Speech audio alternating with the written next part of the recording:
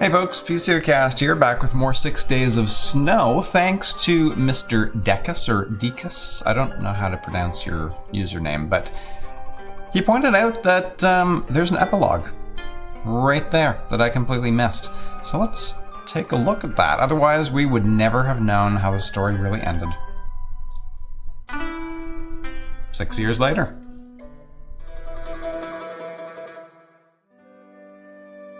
She collected her daughter from the daycare center at 3 o'clock after she finished having a late lunch with Mackie.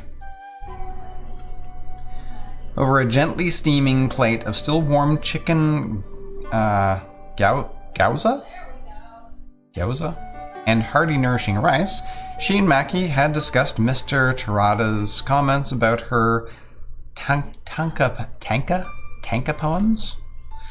Though she was still a relative novice, Mr. Terada had been very complimentary about her poem. Apparently her use of repetition had captured the peaks of the snowy, desolate mountains perfectly. She had blushed with pride as Mr. Terada had complimented her, her head bent. Shyly, she had tried to claim that her poem was not that good. Not really. It didn't seem fair to some of the other women who had been studying under Mr. Terada for years. If she'd captured the silence and sadness of the mountains, it was because of her own lived experiences. The words had welled up, not from vague ideas or reminiscences of blurred photographs, but from her own past. How could she be complimented so highly by Mr. Terada, no less, for indulging so in her own memories? But Mackie had laughed when she protested and told her to be less humble. You should learn how to accept a compliment. They won't kill you, Mackie had chortled while biting into the crisp outer shell of her gyoza. I suppose I still need to work on that, she had replied, her head bowed in suitable humility. Mackie laughed. You've been attending classes here for almost half a year now. You don't need to be so polite. That's just how I was raised. You country girls are all so funny. Funny? How? You get so flustered whenever somebody says something nice to you. You're not allergic to compliments, are you? I'm just unused to it. People didn't used to be so nice to me. Well, get used to it. I think you have real talent. And you're fun, too. Hey, Mackie waved over a passing waiter without any restraint. Can we have some more green tea? She'd been mortified by Mackie's openness and had slunk down in her chair, her face bright red. City-born women were so different to those from the countryside, she had reflected, while the waiter topped up Mackie's cup. Mackie had no problems accepting compliments from Mr. Terada. While some of the other students at Mr. Terada's poetry lessons would try to deflect his praise, Mackie never bothered. She simply smiled.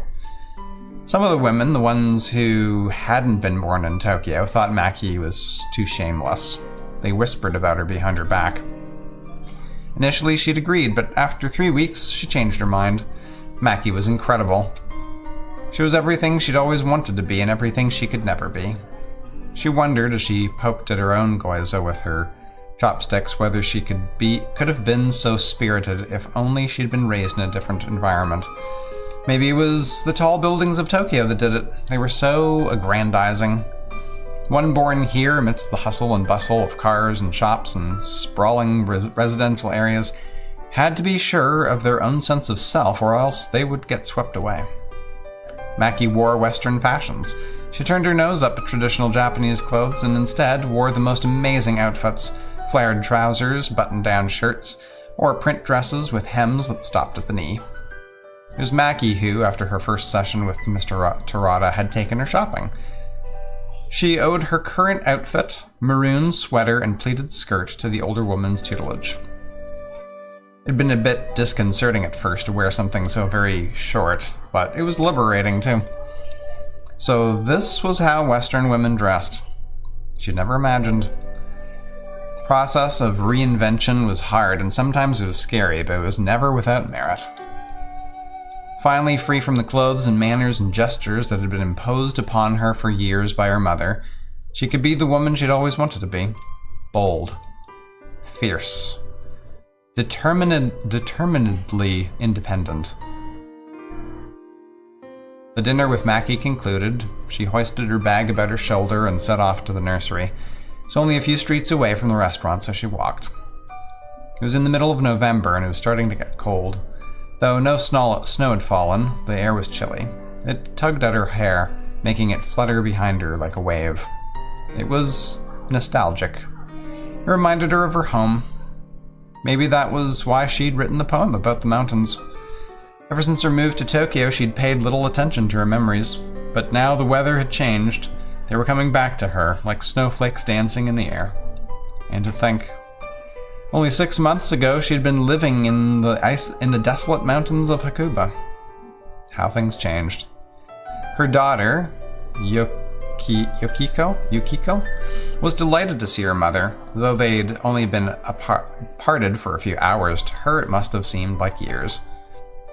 Yukiko threw her arms around her mother's neck and clung to her close like a monkey. She laughed in turn and scooped Yukiko up in her arms. Yukiko was young, only 3 years old, and she could be cradled as easily as a bag of flour. She had to stop by the supermarket on the way home to buy some pork for dinner. Pork was her husband's favorite, and he'd been so very busy with work ever since their move to the big city.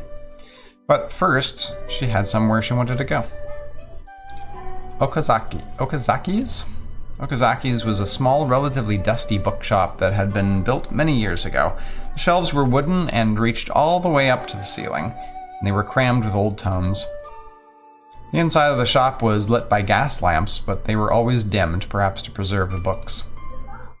Some of the books in this old place, decrepit though it was, were rather valuable. At least, that was what the owner said. She wasn't too sure if she believed her. The owner was a peculiar woman. She'd gleaned, through repeated visits, that the owner had inherited the shop from her grandfather, and she had done little to fix it up.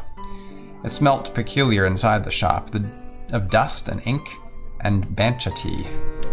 Bancha tea was known for its strong, straw-like smell, which made the young woman think of farms.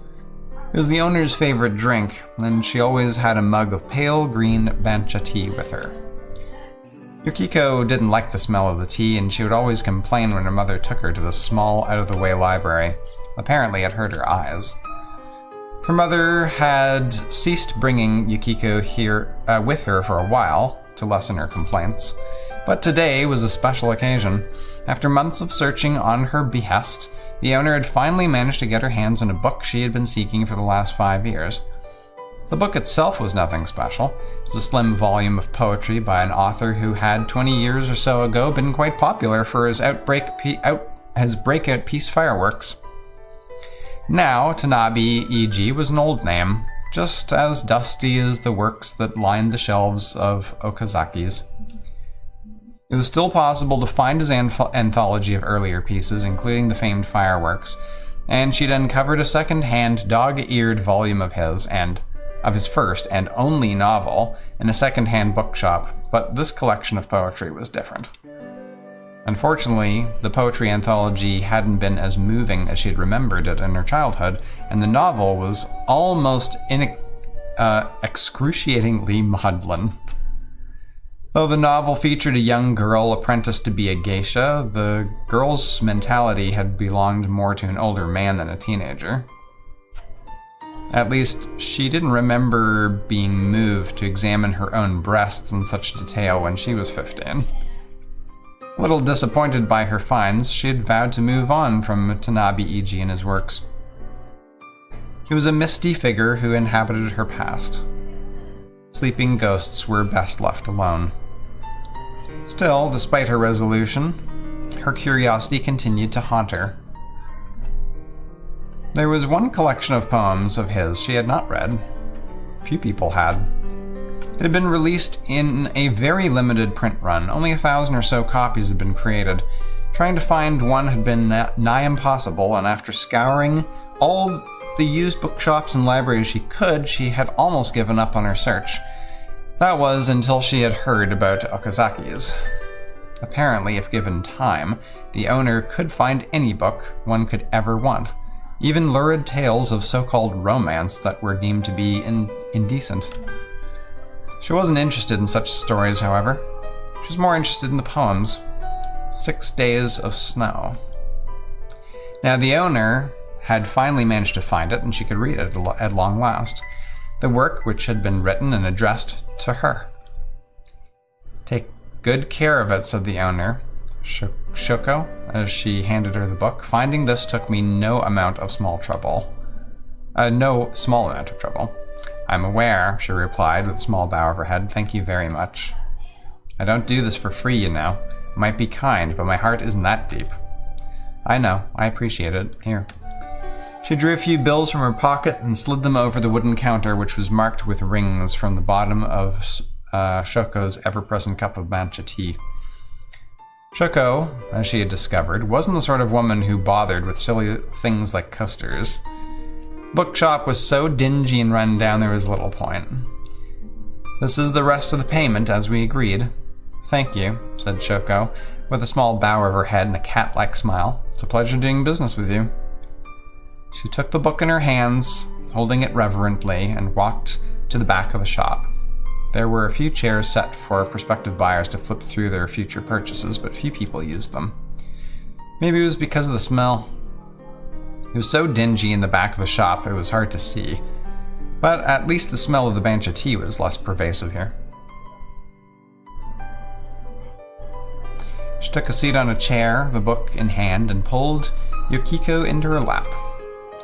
Yukiko squirmed for a few moments, evidently displeased by this arrangement, though she had clung to her mother desperately just a few moments hence. "Mummy," said Yukiko, pouting, "I'm bored. Can we go home now?" "Just a second. I want to look at this first." "You can't look at it at home?" "I could," she said with a small pause, as realization finally hit her. She could take this book home if she so desired. She'd paid for it, and it belonged to her now. It was yet another volume she could add to her slim collection on Tanabe Iji. But reading Iji's works at home, where she cooked meals for her family and played with Yukiko and slept with her husband, didn't seem entirely right. This was an experience that was best had in a place like Okazaki's, in the dark and in the gloom. It was a place where she could indulge in her memories free from prying eyes, and then seal them away once more like the sparkling city of Atlantis. "This book is important to me," she said by way of explanation. "Would you mind waiting?" Yukiko lifted her head, her interest piqued. "Does it have pictures?" "I don't think so." "Then I don't care." "Wouldn't you like to at least see it?" "Well, just a peek?" "Okay. Then let's take a look." Her heart pounding inside her mouth, she slowly cracked open the pages of the book. Iji's last volume of poems. A love letter to her. There inside the front cover she could see an inscription, meaningless to those who hadn't been there at the Azami Inn all those years ago, and didn't know what had happened, but priceless to her. "To Riko, I hope you find your own happiness someday." Riko sniffed.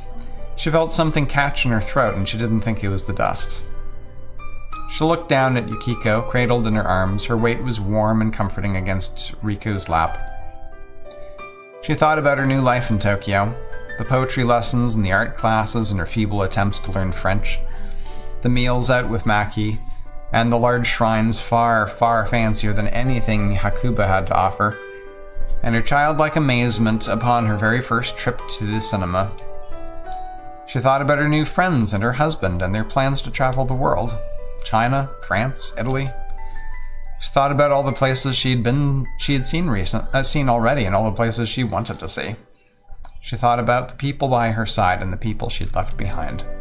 She thought about everything that had led her to this moment, sitting in the back of Okazaki's, surrounded by bookshelves, her fingers poised over Tanabe Iji's 6 Days of Snow.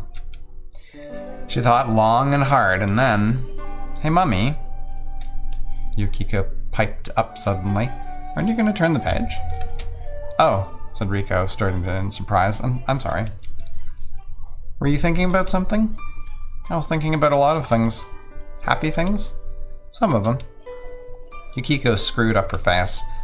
"I don't like sad things." "Neither do I." And that was why Riko had vowed she would leave the sad, lonely little girl from her past behind her. She was a new woman now, her own person. Maybe in the end she didn't need to read a second-hand account about herself from a man she'd barely known and hadn't loved, but thought she might have cared for about her own loneliness. She'd moved on from them. The words on the page would never change, but she had. She had changed more than she had thought was possible. Why was she trying to find her old, lost self amongst these static pages? Time could be rewound as many times as you wanted within a series of poems. You just needed to keep flipping back to the beginning. But real life didn't work that way. Her life didn't work that way, and she was thankful for it. She didn't need to dig up her old memories now like the snow that had fallen around the hot springs. And so with this in mind, Mummy? Riko closed the book. She set it to one side. She had paid a hefty sum of money for it, but now she no longer wanted it. She no longer needed it. Are you going to leave the book behind? Asked Yukiko. That's right, Riko replied. But why?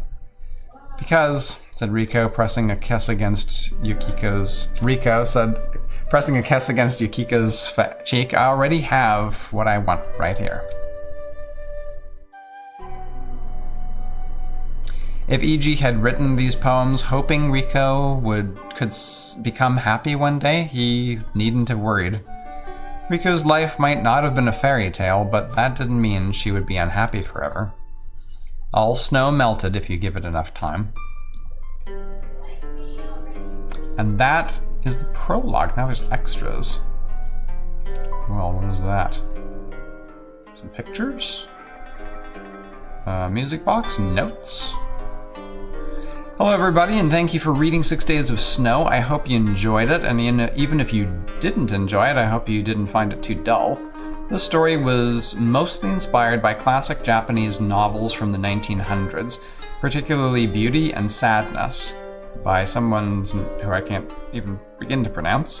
Beauty and Sadness is about a married middle-aged man, similar to E.G., who has a love affair with a 15-year-old girl, writes a novel about it, and becomes rich and popular from the profits. Later in life, after the two main characters have parted, they meet once more and learn they still love one another, despite everything that happened. I wanted to write a story inspired by Japanese literature because I loved how pretty Kawabata's prose is. Kawabata's prose is rather simple, and from what I recall, it doesn't utilize too many long sentences or florid descriptions. Everything is told quite sparsely, but each word feels very precise and well chosen. I was hoping to capture a little bit of that style in this story, but of course I failed spectacularly. The prose in